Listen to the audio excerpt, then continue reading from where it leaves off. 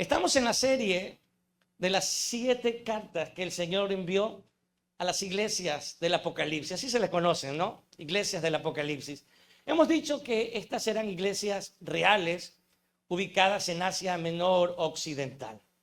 Y hoy es el turno de estudiar la carta enviada a la iglesia de Tiatira. Por cierto, Tiatira es una de las ciudades o la más pequeña de las 7, pero la carta parece ser la más extensa.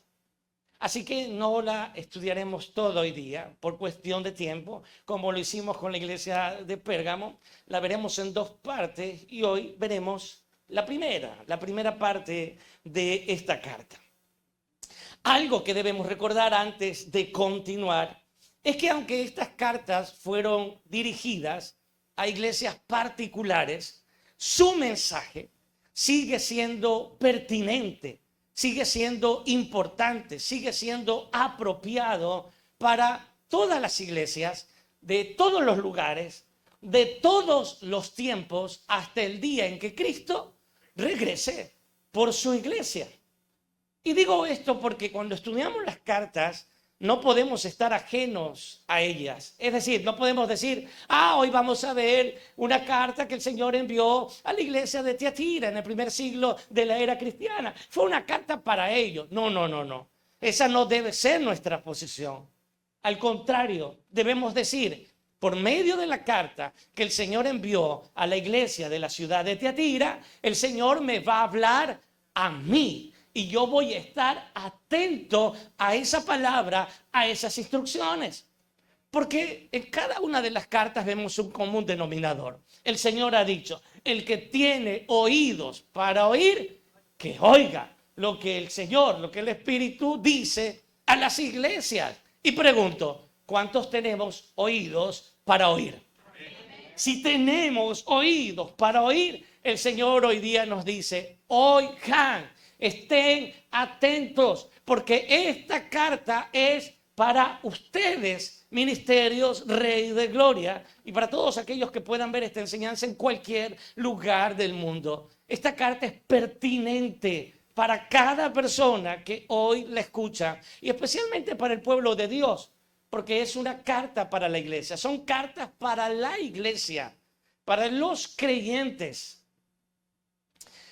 Antes de ir a la carta en sí misma, siempre es bueno analizar o conocer algo de la ciudad. Conociendo algo de la ciudad, siempre podemos entender de una mejor manera la carta, entendiendo el contexto geográfico y sobre todo cultural. Tiatira era conocida por sus industrias de tejidos y tintorería. Es más, esta era su actividad principal. Y no solo su actividad principal, sino es que esto representaba sus mayores ingresos como ciudad. Esta industria de tejidos y tintorería era manejada, era organizada por medio de sindicatos o gremios. Y lo interesante es que cada sindicato o gremio adoraba a sus propios dioses. Ellos rendían adoración, carnes sacrificadas, fiestas en las cuales habían excesos. En estas fiestas a las deidades estaban llenas de excesos, por ejemplo, excesos en el índole sexual. Se tenían relaciones homosexuales, se practicaban relaciones homosexuales, orgías, se tenían relaciones sexuales con las prostitutas de los templos y todo esto. Todo esto se veía en aquel tipo de adoración pagana. Y lo que le voy a decir ahora es importante, muy importante. Si una persona en Tiatira y en alguna de estas ciudades que estamos estudiando, si alguna de estas personas quería conseguir un trabajo o quería, digamos, comenzar un negocio, obligatoriamente tenía que afiliarse a uno de estos gremios y como consecuencia tenían que adorar obligatoriamente a los dioses que adoraban cada uno de estos gremios. Qué difícil, ¿eh? Qué difícil. Aparte de todo esto, en Tiatira había algunos templos. Entre estos, el que se había levantado al dios Apolo, otro Artemisa, conocida por nosotros como la diosa Diana, y era muy conocida en aquel tiempo. Estamos ubicados en el primer siglo de la era cristiana. Era conocida una adivina, una vidente. Nosotros le conocemos con el nombre de bruja, tal vez, llamada Zambata.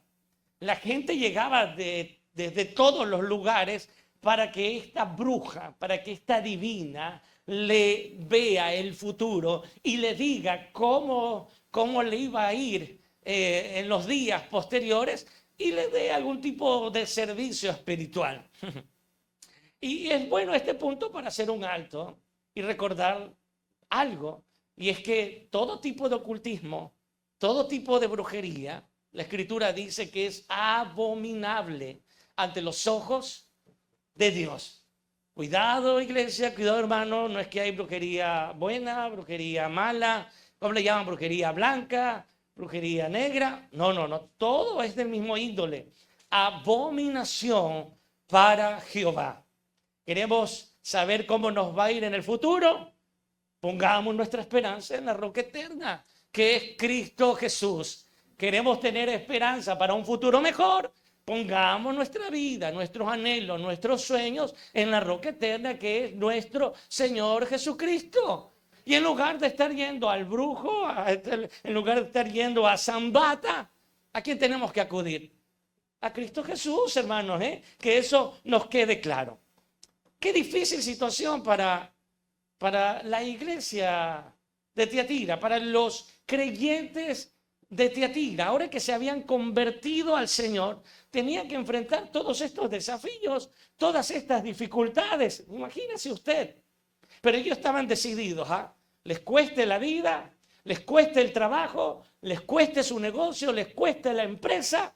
Ellos no iban a rendir su adoración ni al César, al emperador, no iban a rendir a su adoración a ningún Dios y a nadie más que no sea Cristo Jesús.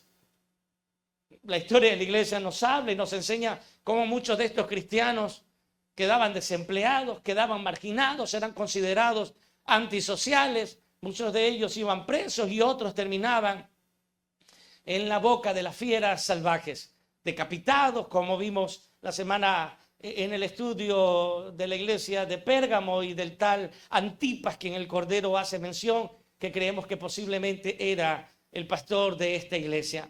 Qué difícil era ser cristiano en esta época, en aquella época, y qué facilito es serlo ahora. Pero esa es la ironía más grande que existe, ¿no? En épocas de persecución, en épocas de dificultad, los cristianos perseveraban. Hoy, que ser cristiano es tan sencillo, los cristianos retroceden. Antes, los cristianos se reunían escondiditos para adorar al Señor, para escuchar la palabra, peligrando sus vidas, peligrando su libertad. Y hoy en día, un poquito más, y a los cristianos ya hay que rogarle para que congreguen en la iglesia.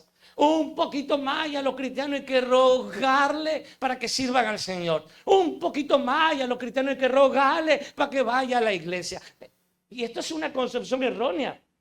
A veces hay personas como que creen que le hacen un favor al Señor yendo a la iglesia. Yo voy este domingo, hermano. Pastor, yo voy este domingo. Decir, déjame ver. Como que le hacemos un favor al Señor. Y no entendemos que lo equivocado que estamos. Dios necesita de nosotros, hermano. En lo absoluto, no. En lo absoluto, Él es autosuficiente. Él no necesita de nosotros. Ese es uno de sus atributos, su aceidad.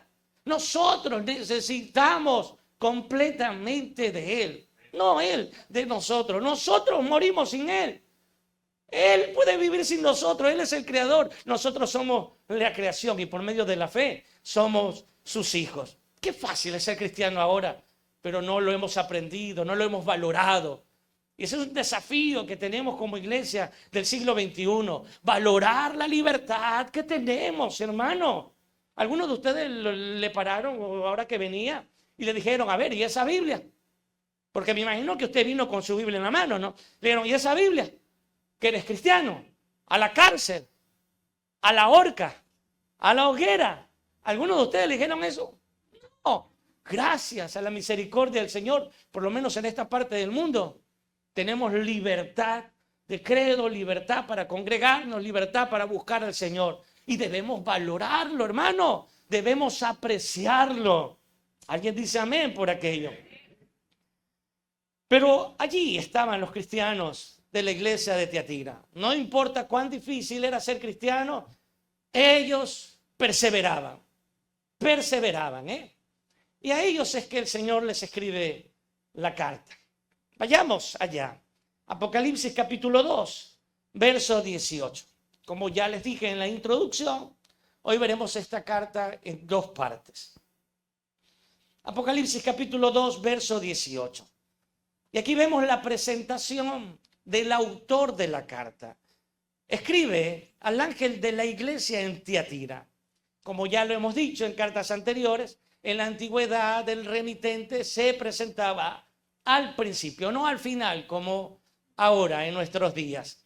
Y aquí se presenta el Señor Jesús y le dice a Juan, el discípulo a quien él amaba, o por lo menos Juan es lo que dice en su evangelio, se presenta como el discípulo amado por el Señor. Juan es el que recibe esta visión del libro de Apocalipsis, de los tiempos futuros, y aquí el Cordero le dice a él, escribe al ángel de la iglesia en Tiatira. ¿Y quién era el ángel? Era el obispo, el pastor de la iglesia en esta ciudad. Y a continuación se presenta el Señor con un par de características. Y la primera es, aquel que tiene ojos como llamas de fuego. Por cierto, aquí hay un símil, una figura literaria. Nuestro Señor Jesús, sus ojos no son llamas de fuego.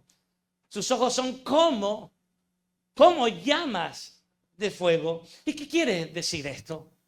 Que Él lo ve todo, que Él lo conoce absolutamente todo, que no hay nada que esté oculto para Él, que no hay nada que nosotros podamos esconder de su presencia. En la última cena, y por cierto los miércoles estamos estacionados allí en Juan capítulo 13, en la última cena el Señor estaba con sus discípulos participando de la cena pascual.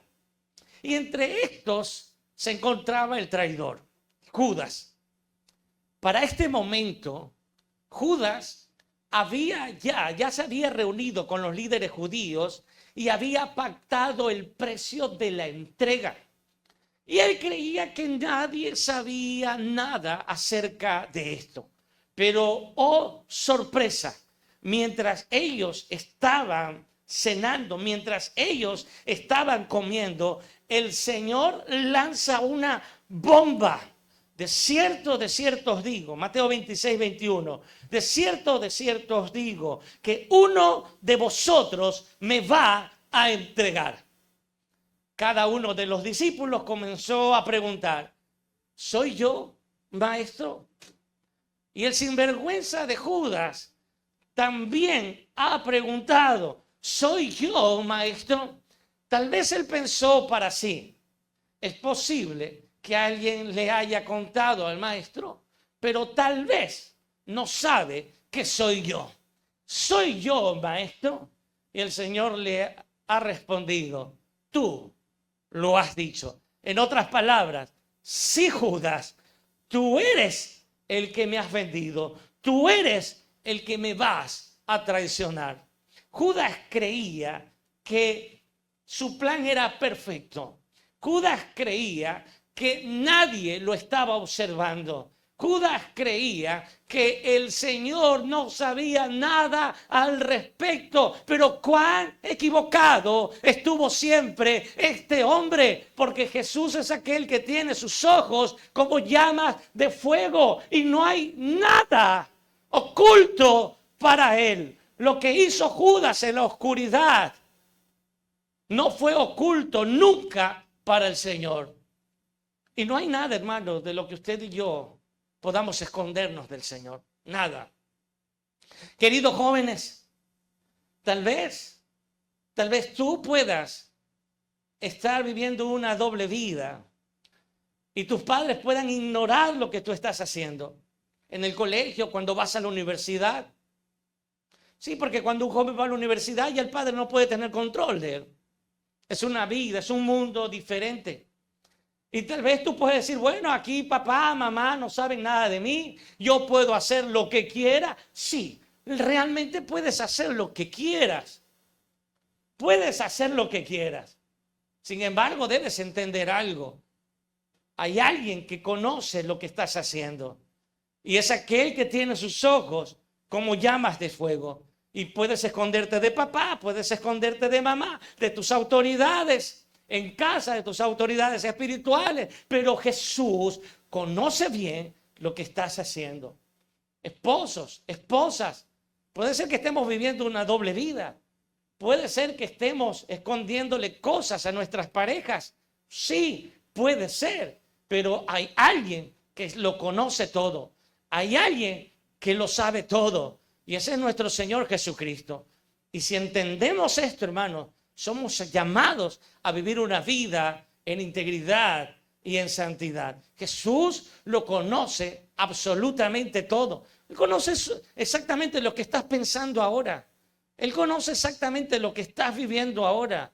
Él conoce exactamente lo que estás escondiendo ahora. No hay nada escondido para Él. No hay nada. La peor decisión que podemos tomar, o lo peor, lo más ilógico que se puede pasar por nuestra cabeza es que podemos escondernos del Señor. No, hermano. De los hombres sí, del Señor jamás. Porque Él tiene y se ha presentado como aquel que tiene sus ojos, ¿cómo? Llamas de fuego.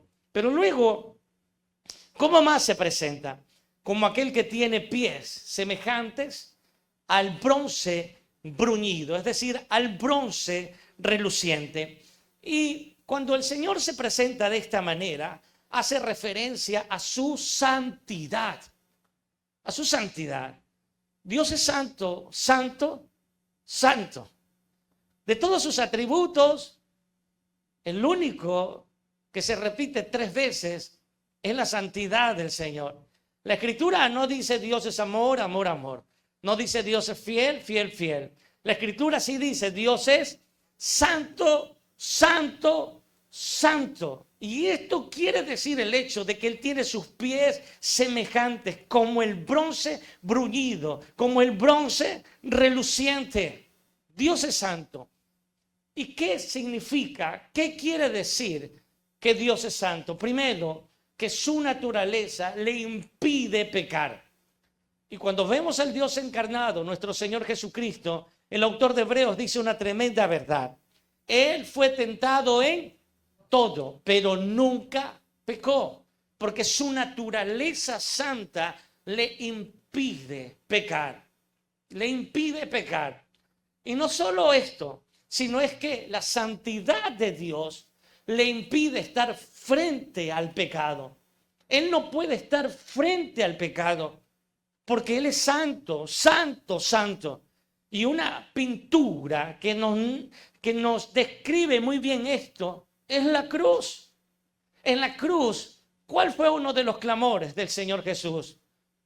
Elí, Elí, lama sabactani, que traducido es Dios mío, Dios mío. Y la pregunta en forma de clamor, ¿por qué me has abandonado? ¿Y cuál es la respuesta a esta pregunta? ¿Por qué Dios el Padre ha abandonado a Dios el Hijo? ¿Por qué un Dios santo ha abandonado ahora el Hijo? Por su santidad, hermanos. Porque escrito está que en ese momento el Señor Jesús estaba cargando el pecado del mundo. El Señor Jesús estaba cargando el pecado de su iglesia. El Señor Jesús, y lo voy a personalizar, estaba cargando nuestro pecado. Estaba cargando mi pecado. Él estaba siendo mi sustituto en la cruz. Y estaba cargando mi pecado y estaba pagando el precio que yo tenía que pagar. Por eso su muerte es una muerte sustituta. Es una muerte expiatoria. Y como Dios es santo, santo, santo, Él no puede estar frente al pecado y ha tenido que darle la espalda momentáneamente a su propio Hijo. Y es en ese momento que el Señor Jesús, entendiendo y sabiendo esto, expresa uno de sus clamores. Oh, Dios mío, ¿por qué me has abandonado? Al que no conoció pecado, dice la Escritura, Dios le hizo pecado para que Él sea hecho justicia de Dios en nosotros. ¿Lo estamos entendiendo, hermano? Dios es santo y Él nos invita a vivir en santidad. Sed santos, dice el Señor. ¿Cómo? Yo lo soy. Sed santos como yo lo soy.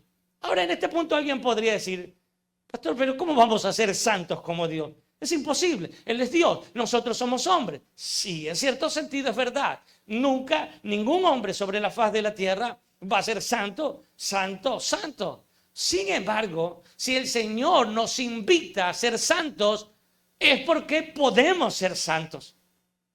Y una persona, desde el momento que ha nacido de nuevo, ha comenzado su proceso de santificación.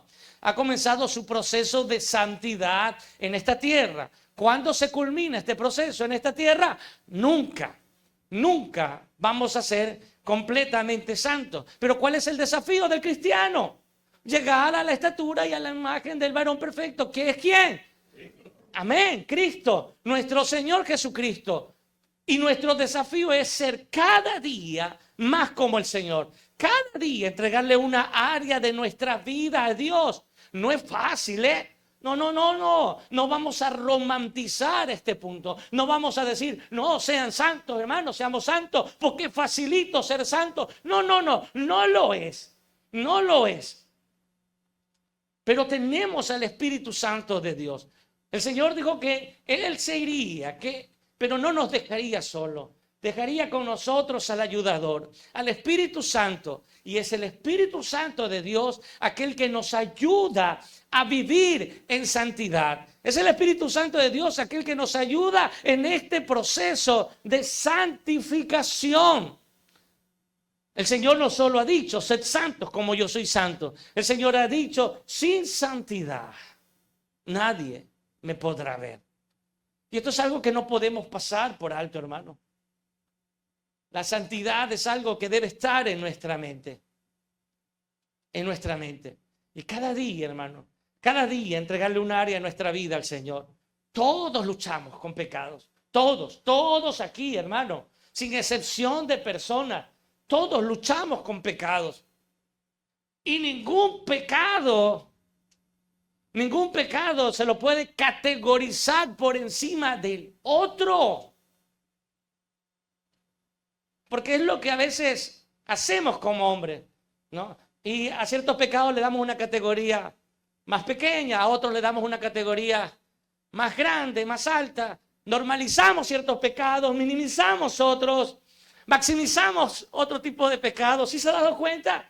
Y decimos, bueno, es que mentir no es tan pecaminoso como robar o matar. Es igual. Todo tipo de pecado, mentira, robo. Todo tipo de pecado es igual, hermano. No lo podemos categorizar. Y todos luchamos. Cada uno de los que estamos aquí tenemos diferentes luchas. ¿O no, hermano? Claro, tenemos diferentes luchas, pero tenemos al Espíritu Santo de Dios. Y Él es el único que nos puede ayudar en este proceso de santificación. Porque sin santidad nadie puede ver a aquel que tiene sus pies como bronce bruñido, como bronce refulgente, reluciente. Es el llamado, es la invitación del Señor. Sed santos como yo soy santo, porque sin santidad nadie me puede ver. Dios no perdonó a los ángeles que se rebelaron, Los mandó al infierno, en prisiones. Dios no los perdonó. Dios nos perdonó el mundo antiguo, que aun cuando escuchó la palabra del Señor por 120 años, tal vez se burlaron, se rieron del pregonero y del mensajero y del mensaje. Luego llegó la ira del Señor, cerró la puerta del arca y todos perecieron.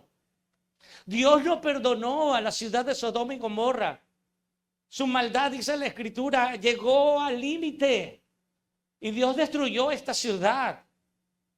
¿Qué es lo que vemos en todo esto, hermano? Que Dios es un Dios de gracia, amén. Dios es un Dios de misericordia, amén. Pero Dios también es un Dios de justicia.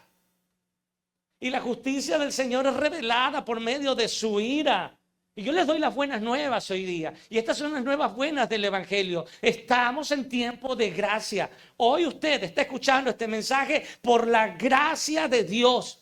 Es posible que usted esté escuchando este mensaje y usted se esté burlando dentro de sí mismo, usted esté riéndose dentro de sí mismo. Es lo que pasaba con toda esta gente. Pero cuando cerró las puertas el Señor y ya no había oportunidad, todos estos burladores decían, y ahora abran las puertas que queremos entrar, pero ya no. Cuando el Señor cierra las puertas, hermano, el libro de Apocalipsis dice que cuando Él cierra, ya nadie abre, hermano.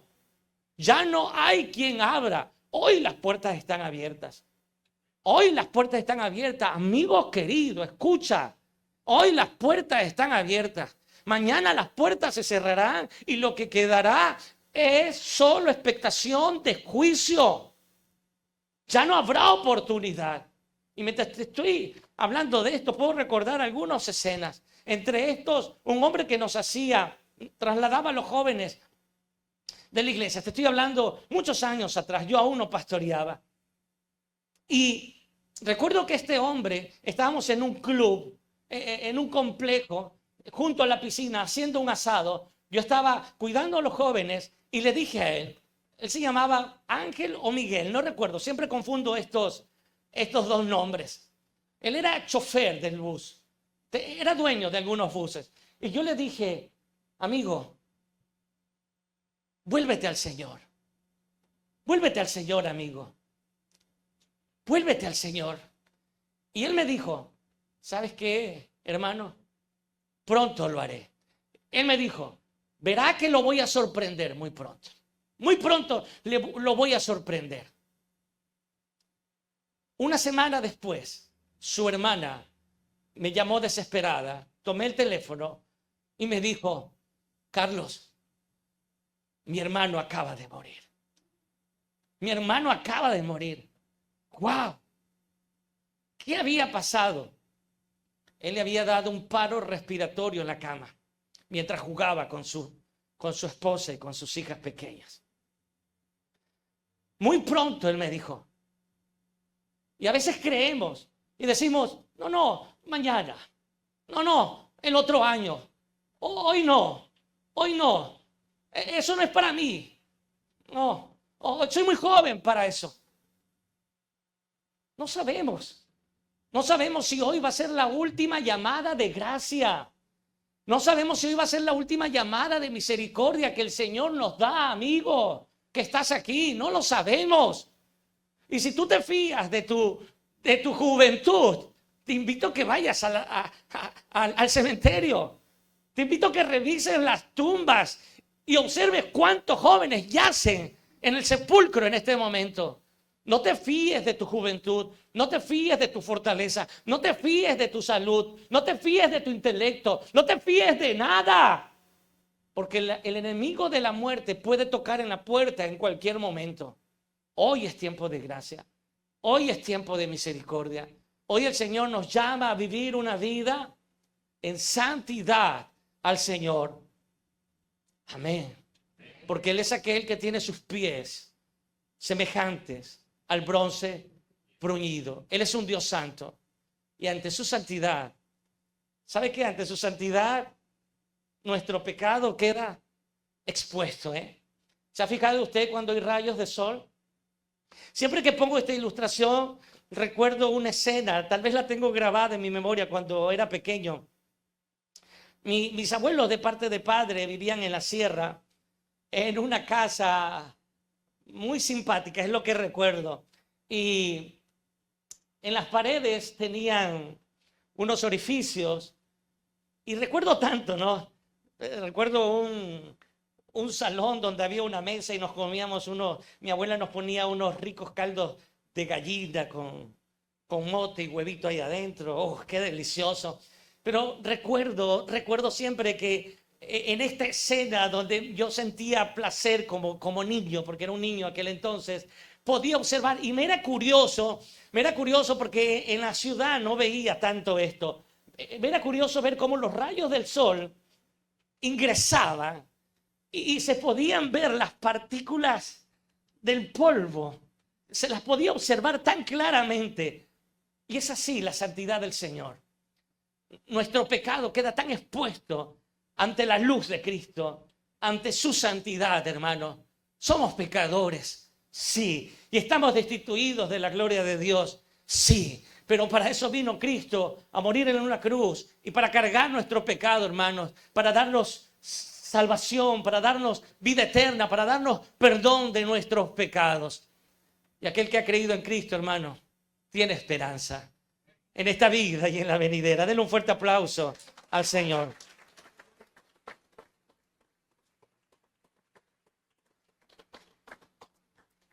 Luego de la presentación, ¿cómo se ha presentado? Como aquel que tiene sus ojos como llamas de fuego y sus pies semejantes al bronce bruñido. Santidad.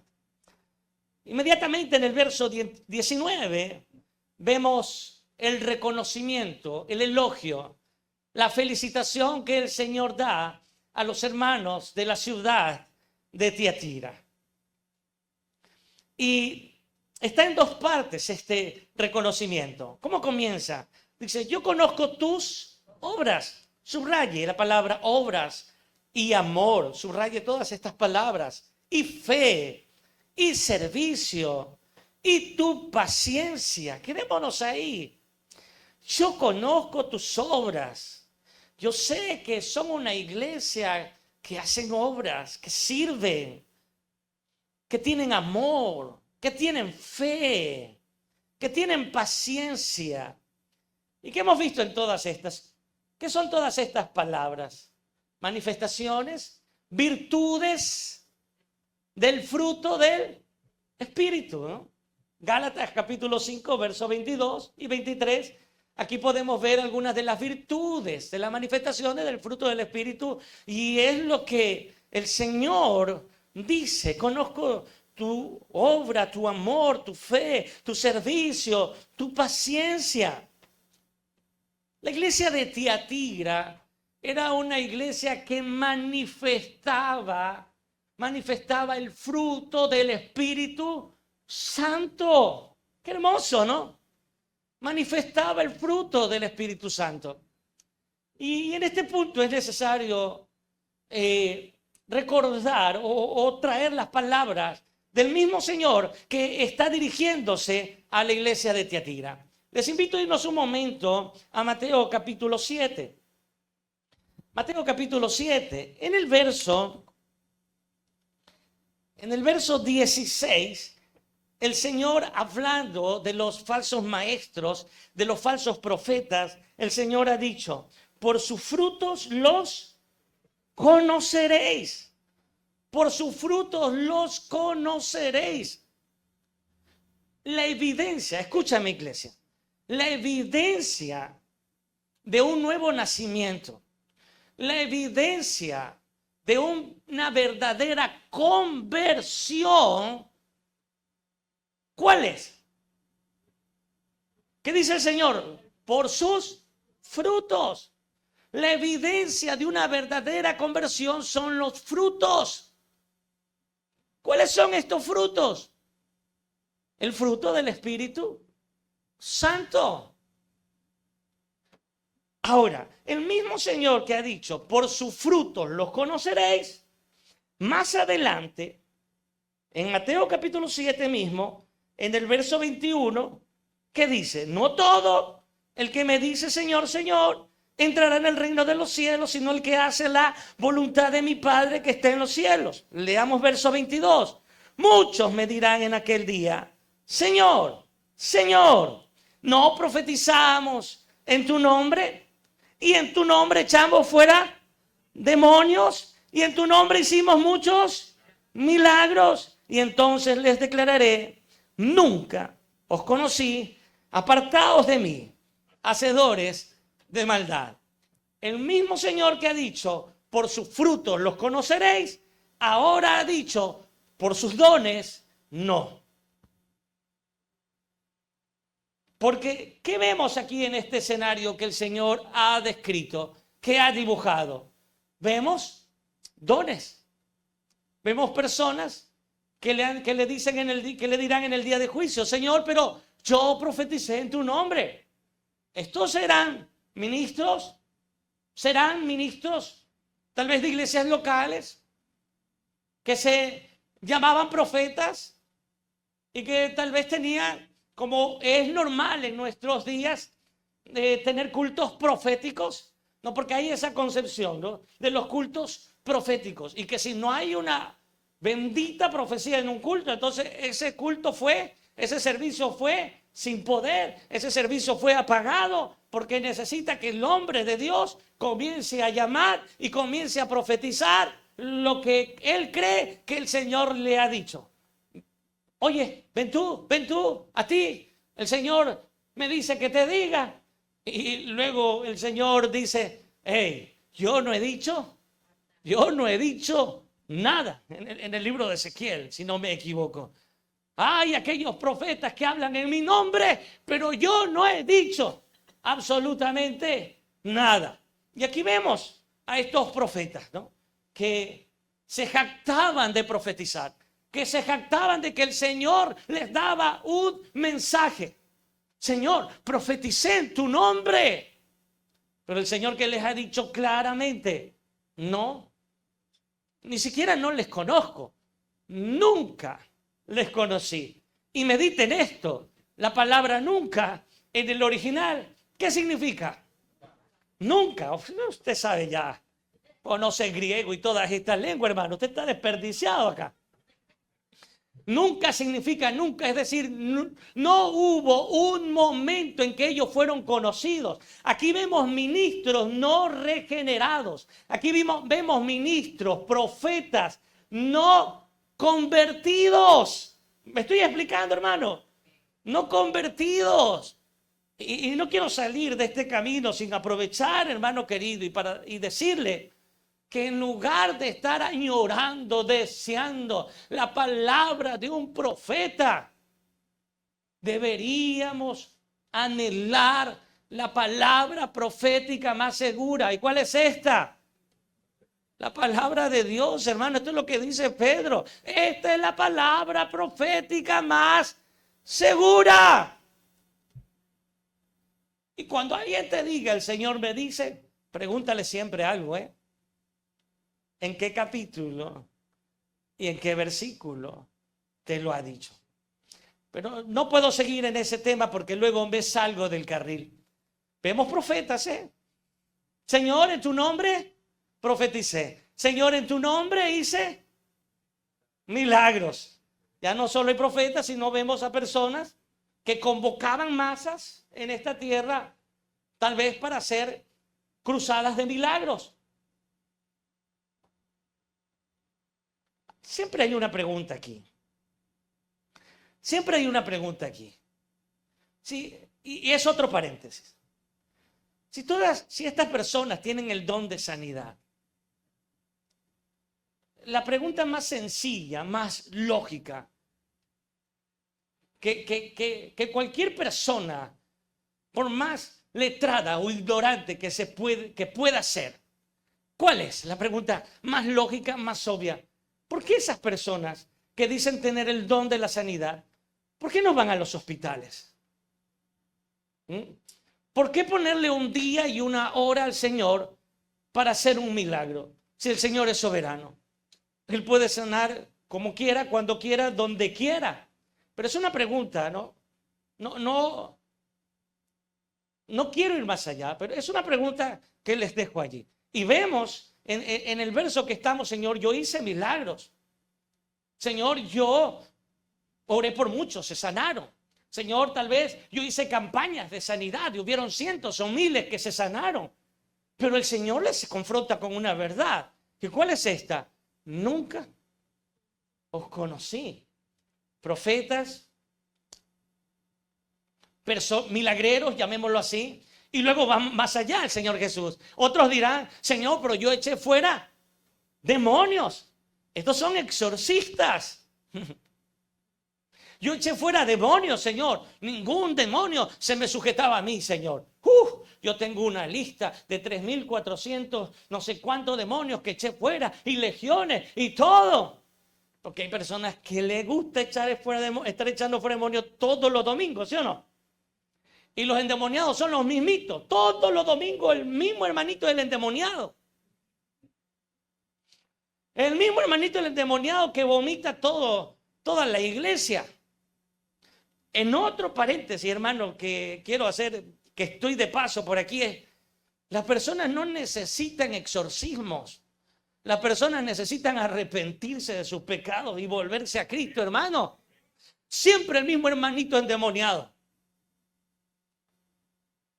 Un día un hermanito ya me tenía, pastor, ya me voy a endemoniar. Ore por mí. Oye, hijo, ya hasta aquí, arrepiéntete. Ya, arrepiéntete, deja tu vana manera de vivir. Deja tu vana manera de vivir, hermano. Cuando el Espíritu de Dios está en la vida del cristiano, no hay demonio. No hay demonio que pueda ingresar, hermano, porque ya tu templo está ocupado por el Espíritu de Dios. Pero bueno, vuelvo al carril. Señor, por en tu nombre hice milagros, en tu nombre profeticé, en tu nombre eché fuera demonios. ¿Qué son todos estos dones? Personas que tenían dones. Pero el Señor ha dicho, por sus frutos les conoceré, no por sus dones. La evidencia de una conversión verdadera no son los dones. La evidencia de una conversión verdadera es el fruto del Espíritu Santo. Y la iglesia de Tiatira ha sido felicitada, ha sido reconocida por el Cordero de Dios por ser una iglesia que manifestaba el fruto del Espíritu Santo. Conozco tu amor. Era una iglesia amorosa. Si alguien fallaba, no lo mataban, no lo pisoteaban, no lo marginaban, porque la iglesia muchas veces se ha convertido en el único cuartel que mata a sus soldados. Irónicamente, ¿no?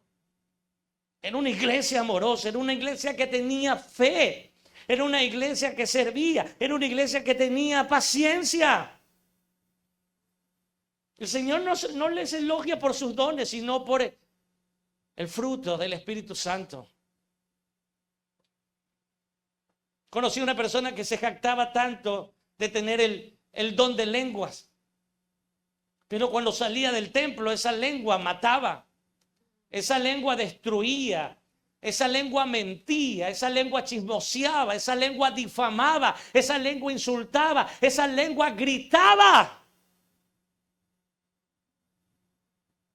La verdadera conversión no se ve, no se manifiesta en los dones, sino en el fruto. La verdadera conversión no se ve en el hablar en lengua, sino en saber, en tener dominio propio, en saber controlar tu lengua, ¿sí o no? Es que Espíritu Santo. Yo sé que a uno tal vez se les hace más difícil que a otros, ¿no? Y ya le va a decir algo a tu marido, Espíritu Santo. Ayuda. Es que me es difícil con mi marido, pastor. Espíritu Santo, ayuda. Amén, hermanos. Qué hermoso que esta iglesia ha sido elogiada por esto, ¿eh? ¿Y será que nos puede elogiar el Señor porque el fruto del Espíritu Santo es manifiesto en nuestras vidas? ¿Ah? ¿Qué dice cada uno de nosotros? ¿Será que el Señor nos puede elogiar? ¿Será que hay amor, hay paciencia, hay paz, hay dominio propio? ¿Ah? Que en lugar de gritar, golpear, Señor, te lo entrego, llévatelo. Es tuyo, Señor, te lleva, tuya es la venganza, dice el Señor.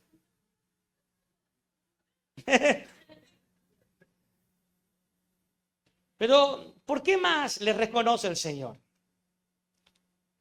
Y es hasta allí donde llegaremos hoy. Tus obras postreras son más que las primeras. En la PDT, Palabra de Dios para Todos, leemos: ahora estás haciendo más de lo que hacías al principio. Oh, qué lindo reconocimiento. Los hermanos de Tiatira no se habían quedado estancados. Ellos habían crecido en conocimiento, en gracia, en sabiduría, en amor, en fe. Ellos habían crecido, no se habían quedado allí. Y ese es el peligro de nosotros como cristianos. En lugar de avanzar, muchas veces nos estancamos, ¿sí o no? En lugar de avanzar, muchas veces retrocedemos. ¿Cuántos años tienes de ser creyente? ¿Cuántos años? A ver, respóndete esta pregunta. Respondámonos esta pregunta. ¿Cuántos años tenemos de ser creyentes? ¿Cuántos tienen hasta 5? De 5 para abajo. Poquitos. ¿De 5 para abajo? Bueno, Mauricio, ¿usted tiene de 5 para abajo ese creyente? Yo pensaba que tenía más. Más. ¿Cuántos tienen 10? De 10 para abajo. ¿Cuántos tienen 15, por decir? 15. 20.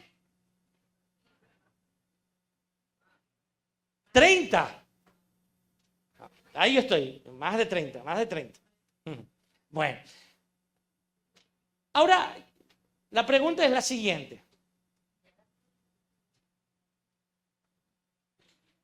Ya tengo tantos años de convertido, pero ¿estoy estancado o he avanzado? Hazte esa pregunta. ¿Estoy estancado o he avanzado? ¿O será que años atrás servían más al Señor? Años atrás oraban más. Años atrás me esforzaba por conocer más la palabra. Y ahora no. Lo hermoso es que el Señor ha felicitado a la iglesia de Tiatira porque sus obras postreras son más que las primeras. Estás haciendo más de lo que hacías al principio. Y como les dije, hermano, el peligro de nosotros como cristianos es que en lugar de avanzar, retrocedemos. En lugar de avanzar, nos estancamos. Y eso es algo que no podemos permitir. Si en la vida nos preocupamos por avanzar, si en la vida nos preocupamos por obtener y conseguir metas, obtener sueños, anhelos, objetivos, ¿cuánto más en las cosas del Señor, hermano? No podemos estancarnos, no podemos retroceder, no podemos quedar allí. ¿Conoce más de la Biblia que hace 5 años atrás? ¿O será que porque ya me conozco los 5 nombres primeros de la Biblia, ya no necesito saber más? No, hermano, cada día tenemos que avanzar en el conocimiento de las Escrituras.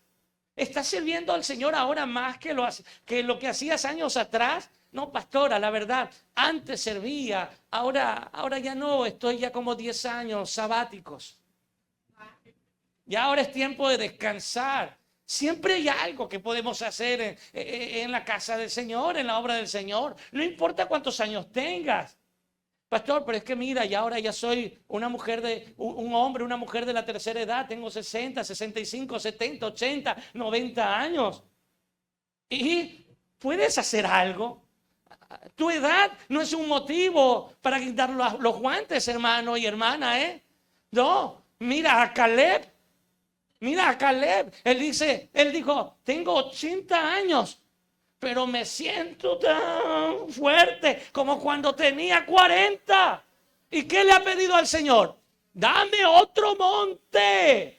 Dame otro monte. Sí, y literalmente no es que tenía la misma fuerza, porque es imposible, ¿no? biológicamente es imposible que tenga la misma fuerza, pero la fuerza del Espíritu estaba indeleble en él. Dame otro monte, Señor, dame otra meta, dame algo más para conquistar, porque tengo 80, pero no estoy muerto y te voy a servir hasta el último día, que mi corazón palpite. Oh, hermano querido, y ese debe ser nuestro anhelo, no estar estancados. No estar estancados. Eso hablando de los viejitos y los jóvenes.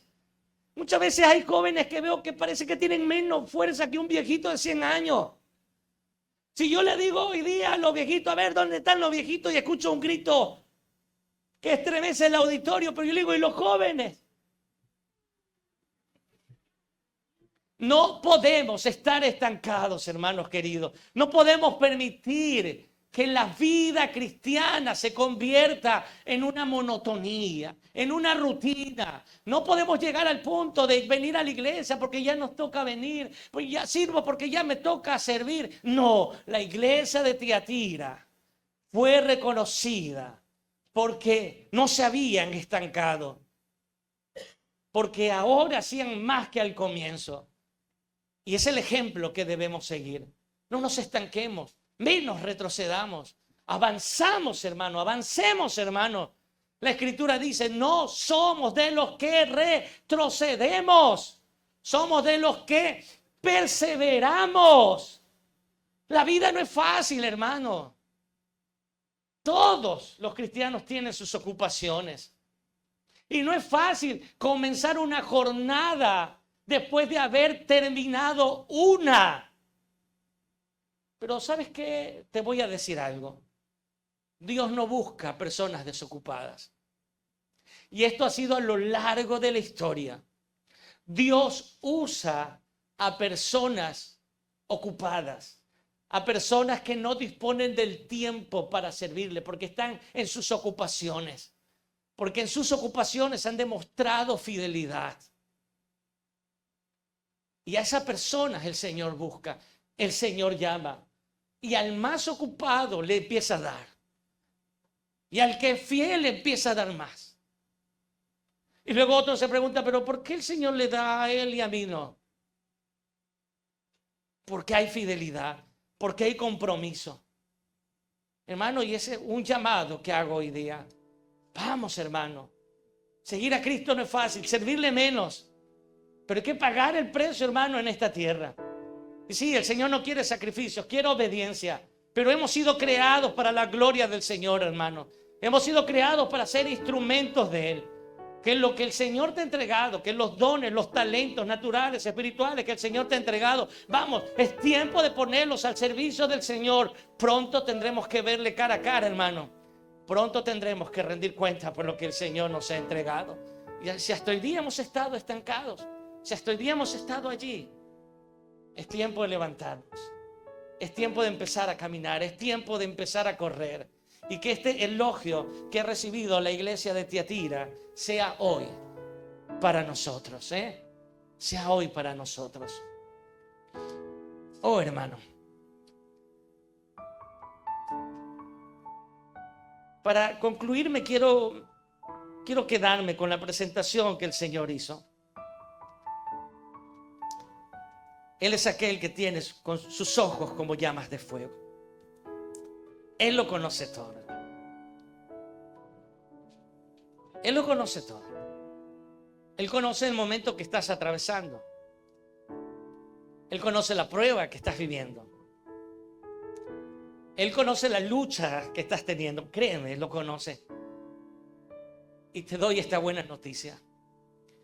El Señor no está ajeno a tu lucha. Él es, el autor de Hebreos dice que Él participó de carne y de sangre. Y Él es un buen sumo sacerdote. Él experimentó todas las luchas que tú y yo podamos experimentar aquí. Y Él triunfó en la cruz para darte la victoria. Él lo conoce todo. Y aunque lo conoce todo, Él se deleita cuando sus hijos le piden. Cuando sus hijos le dicen lo que están viviendo y lo que necesitan. Él conoce tu necesidad, pero Él se deleita. Como el padre se deleita cuando sus hijos se acercan y le dicen: papi, ¿será posible que tú me puedas ayudar con esto? Porque lo necesito. Aunque el padre conoce bien, pero Él se deleita cuando su hijo le habla, cuando su hijo sea sincera con Él. Este es nuestro Dios, el Dios a quien te presento hoy día. Un Dios que hoy extiende amor, misericordia, gracia. Un Dios que no está lejano a tu necesidad, a tu dolor, a tu enfermedad, a tu prueba, a tu lucha. Él lo conoce, Él tiene sus ojos como llamas de fuego. Pero Él anhela que hoy tú le digas: Señor, esto estoy pasando.